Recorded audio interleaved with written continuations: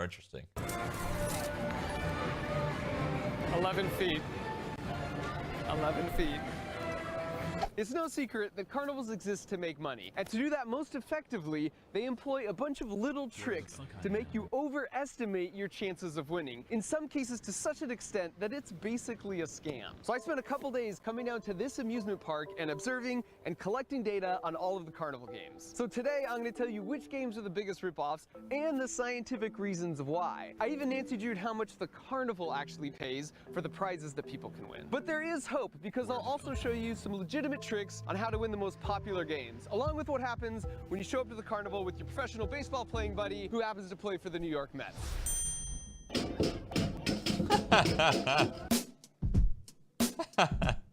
Let's get started. I haven't been to a carnival in so long. We need closure, Mike. I believe this is it. I don't know why I paused the video for that. Any kind of legitimate investigation needs to start with solid data as the foundation. So with the promise of unlimited churros, I had some friends secretly help me collect data on all 24 carnival games for a full day. Not only did we capture how many times each game was played, but we also recorded how many times people actually won each game and the prize they won. And so the first observation based on the data we collected is that this relatively small park collects $20,000 a day off their carnival games alone. So to help frame the rest of the observations, we'll divide the games into 3 groups. The first group, you've got the random chance games. Games like these where no skill is involved and you're basically just rolling dice. And for the second group, you have your skill-based games like the basketball shot or the milk bottle throw or the basket toss game, where if you bring some kind of skill or strategy to the table, you can increase your chances of winning. And the final category are the games that are pretty much impossible. These ones are borderline scams. There are 3 games in this category that lots of people attempted and nobody won. And if they did win, like in the case of the ladder climb, it was for a very specific reason, which I will address later. So let's start by talking about the random chance games. Calculating your These are my chance favorite, of dude. I winning love here RNG. is pretty straightforward. You just divide the winning outcomes by the total outcomes and you get a percentage. So in this case, there are about 1,600 total cups and 160 winning cups. So that's a 10% chance, or 1 in 10 throws will win. There are a ton of games similar to this, but the catch is they always use balls that are lightweight and have a high coefficient of restitution, meaning they bounce really well off things. This makes it much less likely the ball will end up where you originally aimed it. To illustrate this point, think how much easier this game would be with beanbags, which are heavier and don't bounce. With a ping pong ball, however, any imperfection in the aim of your original throw is magnified, which essentially randomizes things. If you have no skills, these are the games that you want to play. But don't get too excited, because even when you win, you lose. After some investigative work, I uncovered the source where they ordered their prizes from, and so even if you got lucky and won on your first throw, it would cost you $1.50 for a prize that cost them 45 cents. But you usually don't get it on your first try, so treating this as an expected value problem in statistics, it would take you an average of 5 times to land it in a yellow cup, which means you pay $7.50 for something that cost them 45 cents. In the case of the big prize, by landing it in the super rare gold cup, it's even worse. It would take you an average of 25 tries, which works out to $38 for something that cost them $6. And I'll add, the number of people we observed winning matched up pretty well with these I statistics. feel like everyone knows that, though, you know? The second group, like everyone which are knows the this. skill-based Not games. like And one of that the in most popular detail, this but, you know. category is the basketball toss, with 825 plays the day that we observed. Now, a standard three-pointer is 24 feet back on a rim that is 10 feet off the ground. But in this case, the line is 28 feet back on a rim that is 11 feet off the ground, which is subtle, but if you have a deadly three-pointer locked into your muscle memory, you will tend to miss short, which is exactly what we saw a bunch. The reason they have the big slope tarp in front is so that someone can't stand directly underneath the rim, where the height difference would be much more apparent. And here again, even if you go Steph Curry and drain your first $3 shot, you still lose because they only paid 80 cents for that basketball. Here's another example of getting you to overestimate your chances of winning by making subtle changes, because the table is slanted up slightly, which will reduce the horizontal velocity of the ball after the bounce. So even if you dominated this game all through college, your previous experience almost becomes a handicap. This measure your pitch speed game is borderline fraudulent as their radar gun registers about 15 miles an hour too slow. And I know this because I measured the distance and then recorded in high speed and counted the frames. This pitch was clocked at 69 miles per hour, but it's much closer to 84. For the milk bottle game, the only catch here is the bottles are metal and therefore heavier and more stable and harder to knock down than a typical bottle of that size. I've seen some carnivals though where these are bottom weighted, which would make them more steady and thus less likely to tip. To figure out which kind you have, you can ask to hold it, and the point at which it balances on your finger is the center of mass. The key to winning this game is hitting them right here with a hard enough throw to introduce sufficient kinetic energy. But don't throw it too hard because we notice those who threw their hardest usually sacrificed on accuracy. About 1 in 14 people knock this over on their first try. And then finally we have the basket toss game. And the key here is to have your first bounce hit on this front lip to reduce the kinetic energy enough that it won't bounce back out. About 1 in 10 throws will win on this game according to our observations. And now this brings us to the final category of the near impossible games, and there are 3 of them.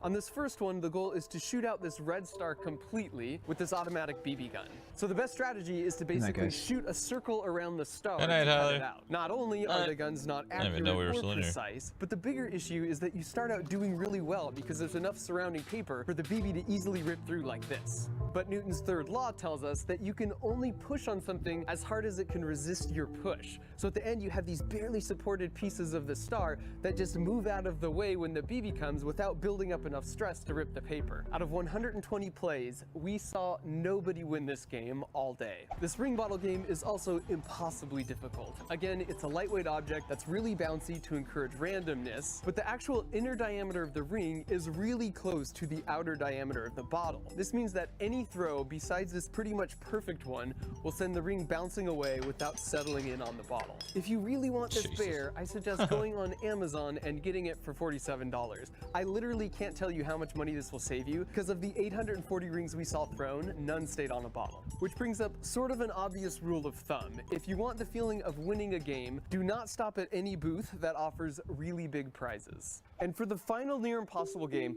let me reiterate that as a carnival owner, the most lucrative games are those which the customers overestimate their chances of success. No game is a better example of that than the ladder climb. There's a subtle issue with this game that I think people realize but don't internalize the significance. The ladder converges to be supported on the wall at 1 point instead of 2. If it was attached at 2 points, it's like crawling across a rope bridge, which is pretty easy. Let's pretend this is you, and if you shrunk all the weight of your body down to the average location, we call that spot the center of mass, which we'll mark with this dot. And once again, we can double check this is the right spot because it balances perfectly on 1 finger. If you draw imaginary lines connecting the different support points, that creates an area, and as long as your center of mass dot is within that area, it's impossible to fall off. But as soon as your center of mass dot is even a little bit outside of the area of supports, you start to rotate and fall off. And this is true no matter which way you orient it. If you've ever bent over to pick something up, you actually know this fact whether you realize it or not. In this case, the region of support is between the back of your heels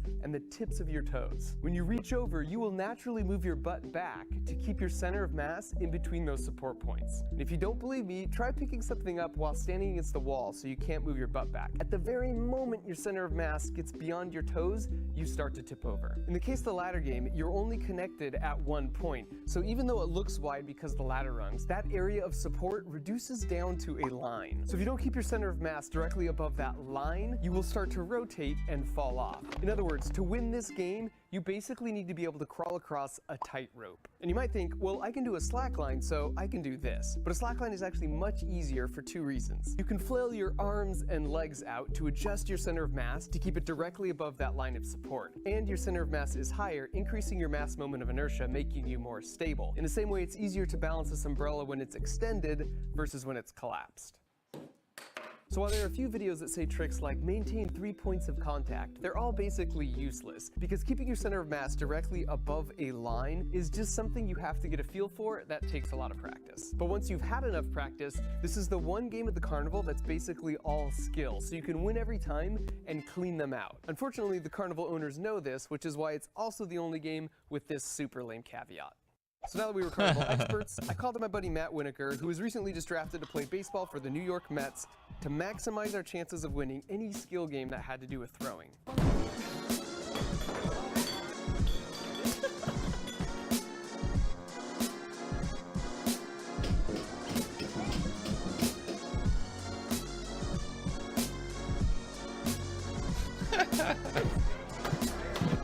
Just owning. So clearly Matt had a deadly lock on any throwing game, but basketball is more my game. So to finish off the day, I decided I would bring his ego back into check. But as it turns out, if you are a world-class athlete in one sport, you are a really, really good athlete in all sports. So in conclusion, you should play the games if you think they're fun. Just know the odds are heavily stacked against you, so if you lose, it's NBD. Unlike this guy who lost his entire life savings playing carnival games. And if your motivation is to gain the love and admiration of someone special via a stuffed animal like this, you don't need carnival games to do that. Amazon works totally just as well. I just bought this for you, my lady. Why?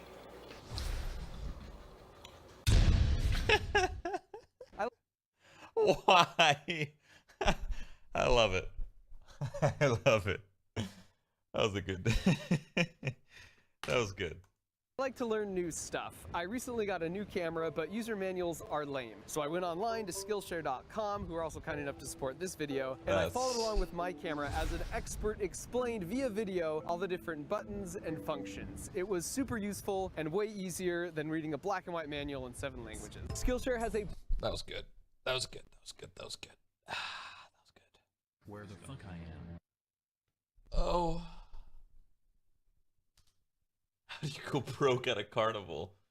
I don't know. That must be an interesting article to read.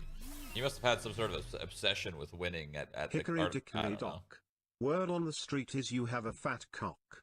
Yeah, apparently that's the word. Apparently.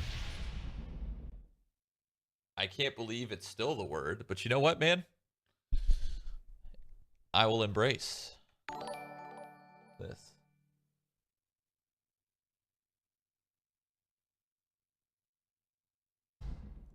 This guy took a package from my porch, and now he's about to open it in his car, but what he doesn't know is this is a custom-built bait package that is recording him on 4 different cameras, and it's about to unleash a pound of the world's finest glitter, along with some other surprises. But to understand how he got to this point, first, we need to rewind a bit. About 7 months ago, I noticed a package being reported as delivered, but it never arrived, so when I checked our security cameras, I noticed this lovely couple out for a stroll.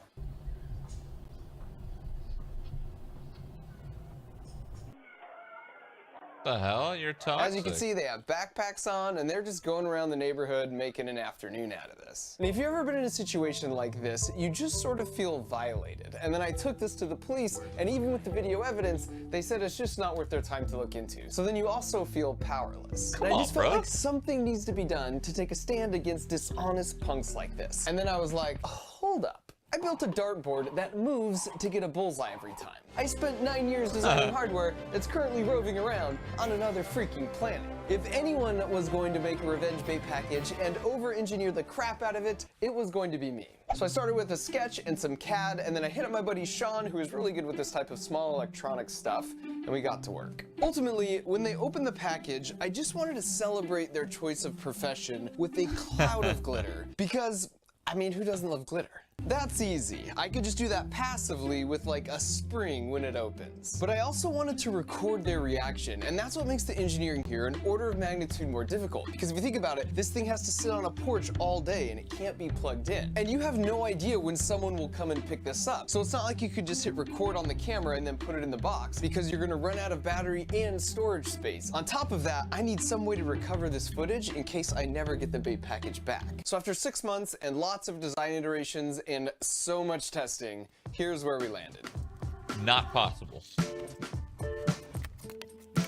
This custom printed circuit board is the brains of the operation. It has a built-in accelerometer, and when it's jostled, it will check the GPS signal to see if it's been moved from the porch. And if so, it sends a signal to all the phones to wake up and start recording. And I'm using 4 phones that have a wide-angle filming mode and are angled back. And this 3D printed portion is contoured this way because it represents the field of view of the phones. So as you can see, I'm guaranteed to capture their reaction no matter which way they open it from. And nestled in here, we've got a can of fart spray. No joke, you can clear a room with 1 spray of this stuff. So we made a cam on a small motor that sprays it 5 times. And not only is this just a nice touch, but we keep repeating 5 sprays every 30 seconds until they throw the package out of their their car or house before they realize there's 4 phones inside. This increases our chances of finding it because we always know the package location at all times due to the GPS on the phones. But even if we don't recover it, all 4 phones have LTE data plans, so they upload the footage to the cloud so I can still see what happened. And then for the pièce de résistance, we have a cup here on top that spins from a motor underneath. So once you load in a butt ton of the world's finest glitter, the motor spins really fast and the centrifugal force fires it evenly in all directions. Then we cut holes in the side of the lid and covered them with one-way film so 2 of the cameras could see them as they walked away. And then finally, to make it look like an actual delivered package, we added some shrink wrap and a delivery label, which is perhaps my favorite part of the whole thing. Because if the thief wasn't in such a hurry, they'd see that the package is actually coming from my childhood hero and inspiration for this project, Kevin McAllister.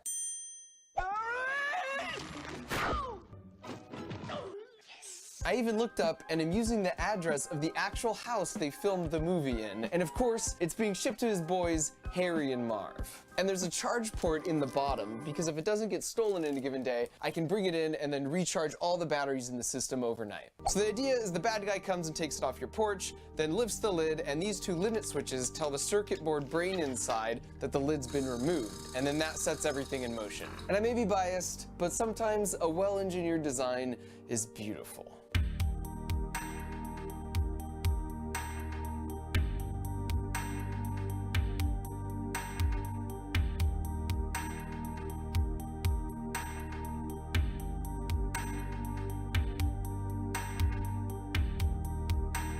Where the fuck I am.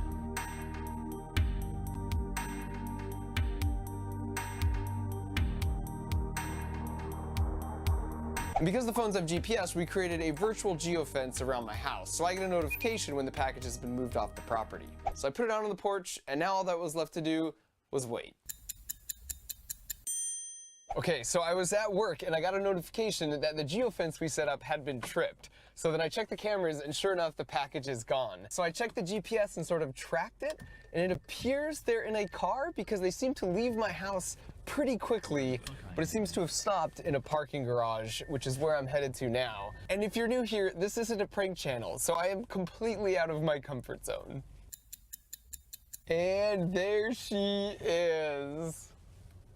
Oh.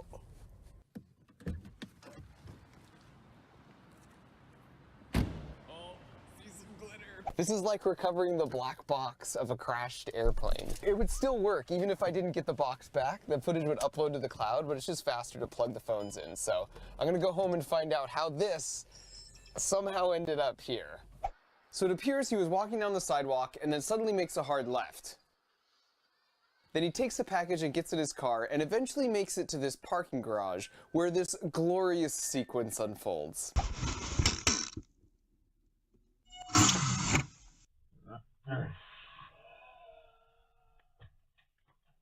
No way!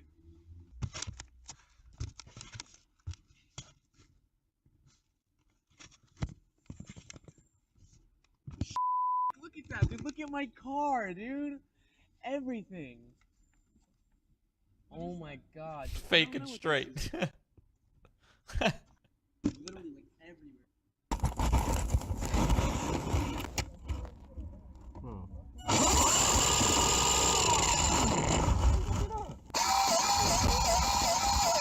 What the f? Come Bro, on. lift this up. That's Leo, nigga. Let me go.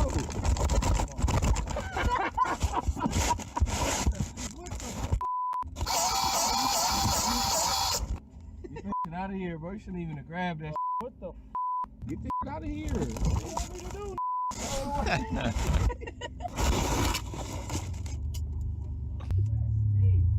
You on yourself. Take this up out of here. For real. Woo! Take that. All back.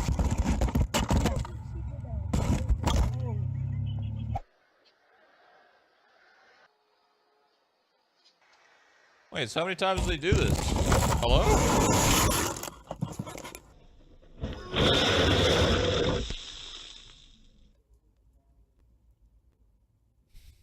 Keep that change, you filthy animal.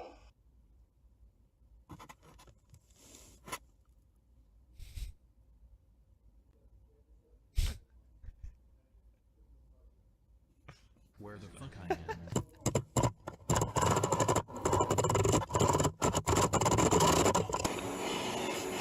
So the moral of the story is, just don't take other people's stuff. Not only is it not cool, but on the plus side, I mean, he gets you'll some never free find yourself phones, in this right? situation. Or Whoever perhaps steals even it? worse, this one.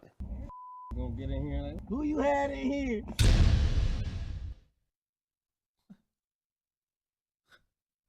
Okay. You're just giving people phones, I guess.